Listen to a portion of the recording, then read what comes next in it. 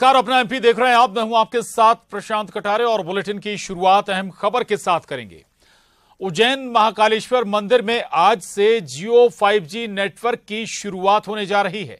इसके बाद महाकाल मंदिर में आने वाले लाखों श्रद्धालुओं को 5G का फायदा मिलने लगेगा। आज शाम 5 बजे मुख्यमंत्री शिवराज सिंह चौहान त्रिवेणी संग्रहालय से 5G की शुरुआत करेंगे और महाकाल लोक सहित महाकाल मंदिर सरफेस पार्किंग तक 5G नेटवर्क की सर्विस मिलना शुरू हो जाएगी। इसके लिए जियो कंपनी के कर्मचारियों ने महाकाल मंदिर प्रशासनिक कार्यालय महाकाल लोक और सरफेस पार्किंग तक 5G के टावर इंस्टॉल किए हैं। तो बड़ी सौगात आज मिलने जा रही है मध्य प्रदेश को, बल्कि हम कहें कि आज से इसकी शुरुआत होगी। तो उज्जैन महाकालेश्वर मंदिर में आज से जियो 5G नेटवर्क की शुरुआत होने जा रही है और इसके बाद महाकाल मंदिर में आने वाले जो लाखों श्रद्धालु हैं उन्हें भी 5G का फायदा मिलना शुरू हो जाएगा। शाम 5 बजे मुख्यमंत्री शिवराज सिंह चौहान त्रिवेणी संग्रहालय से 5G की शुरुआत करेंगे। साथ ही महाकाल लोक सहित महाकाल मंदिर सरफेस पार्किंग तक 5G नेटवर्क की सर्विस मिलना इसके साथ ही शुरू हो जाएगी और इसके लिए जियो कंपनी के कर्मचारियों ने महाकाल मंदिर प्रशासनिक कार्यालय महाकाल लोक और सरफेस पार्किंग तक 5G के टावर इंस्टॉल किए हैं।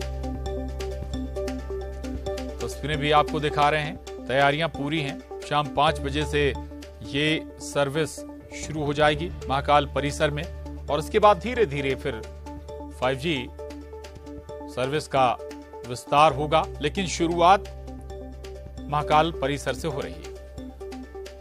अनुराग श्रीवास्तव न्यूज़ 18 संवाददाता उज्जैन से हमारे साथ जुड़ गए हैं। अनुराग, ये बड़ा दिन भी है प्रदेश के लिए भी और महाकाल की नगरी उज्जैन के लिए भी। महाकाल परिसर से आज 5G सेवाओं की, जियो के 5G सेवाओं की शुरुआत होने जा रही है। क्या तैयारियां इसके लिए?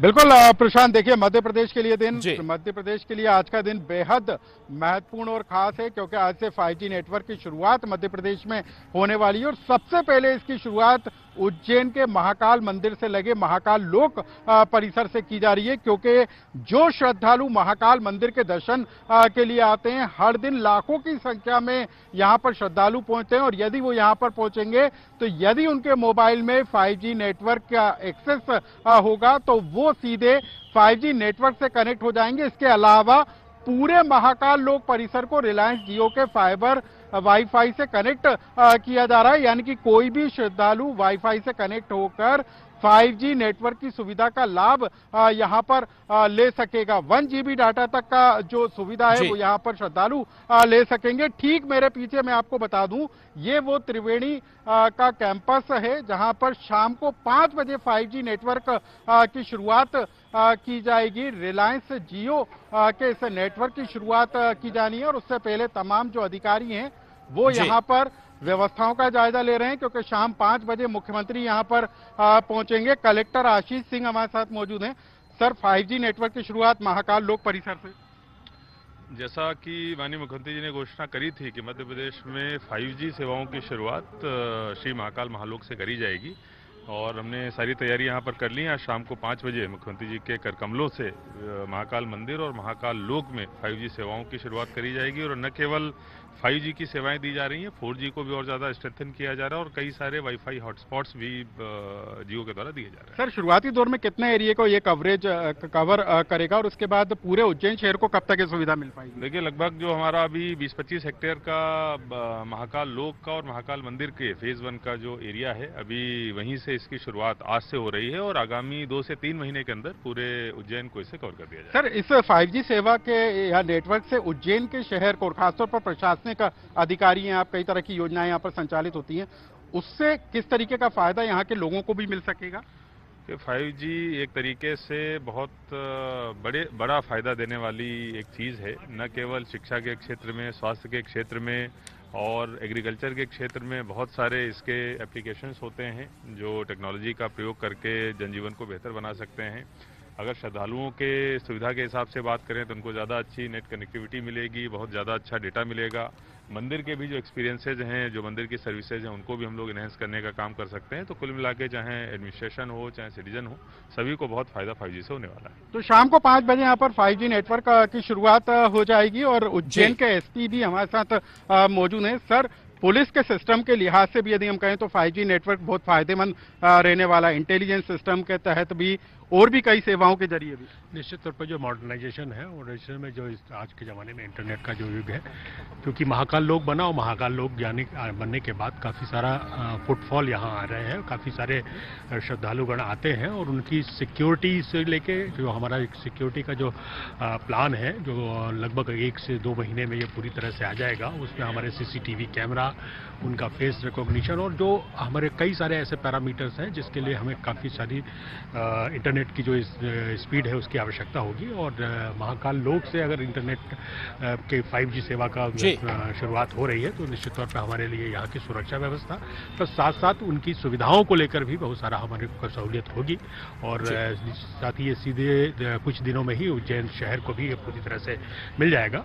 हमारी पुलिसिंग के लिए भी निश्चित तौर पर आज टेक्नोलॉजी का और डिजिटल युग में ये सेवा बहुत ही आवश्यक और उपयोगी सिद्ध होगी।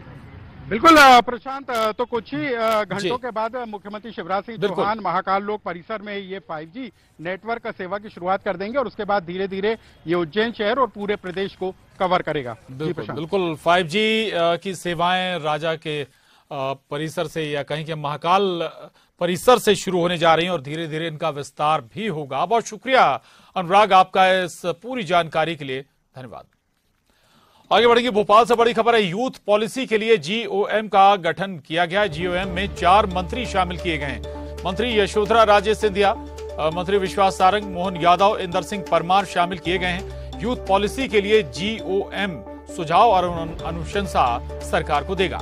MP में 13 जनवरी को नई यूथ पॉलिसी लॉन्च होगी। तो ये बड़ी खबर है भोपाल से। यूथ पॉलिसी के लिए GOM का गठन किया गया है। GOM में 4 मंत्री शामिल किए गए हैं। मंत्री यशोधरा राजे, मंत्री विश्वास सारंग, मोहन यादव, इंदर सिंह परमार शामिल हैं। शरद श्रीवास्तव हमारे साथ जुड़े हैं और जानकारी के साथ। शरद, GOM तैयार किया गया यूथ पॉलिसी के लिए, क्या क्या किन किन एरिया पर फोकस होगा इस GOM का? देखिए, यूथ पॉलिसी से संबंधित हर एरिया, हर विषय पर इसका फोकस होगा। दरअसल सरकार ने ये तय किया है कि आने वाले साल में 13 तारीख को मध्य प्रदेश की जो नई यूथ पॉलिसी है उसको लॉन्च किया जाएगा।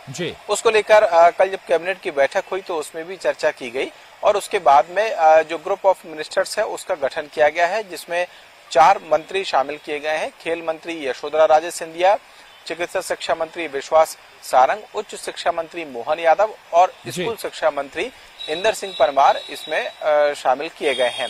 ये जो ग्रुप ऑफ मिनिस्टर्स है वो जो यूथ पॉलिसी बनाई जानी है नई, उसको लेकर जो अनुशंसाएं हैं और जो सुझाव हैं, दोनों ही आम जो युवा हैं उनसे भी लेगी और उनको सरकार तक पहुंचाएगी। तो जो अनुशंसाएं हैं और जो सुझाव हैं उनको लेकर और उनको सरकार तक पहुंचाना इस ग्रुप ऑफ मिनिस्टर्स का काम होगा। ये ग्रुप ऑफ मिनिस्टर्स अपनी अनुशंसाएं सरकार को देगा। सरकार यूथ पॉलिसी जो नई आ रही है उसको फाइनल करेगी और 13 तारीख को अगले साल यानी जनवरी में नई यूथ पॉलिसी मध्य प्रदेश की लॉन्च होगी। ठीक, चलिए, बहुत शुक्रिया शरद आपका इस पूरी जानकारी के लिए। अगली खबर का रुख करेंगे। मुख्यमंत्री शिवराज सिंह चौहान आज खरगोन के दौरे पर रहेंगे, जहां वो जन सेवा अभियान के संभाग स्तरीय कार्यालय में कार्यक्रम में शामिल होंगे। सीएम की मौजूदगी में इंदौर संभाग के सभी 8 जिलों के हितग्राही सहित मंत्री और विधायक शामिल होंगे। कार्यक्रम को लेकर सुरक्षा के कड़े और पुख्ता इंतजाम किए गए हैं। करीब 50,000 से अधिक हितग्राहियों के लिए बैठने की व्यवस्था की गई है। सीएम शिवराज 38 योजनाओं के हितग्राहियों को सांकेतिक रूप से स्वीकृति पत्र देंगे।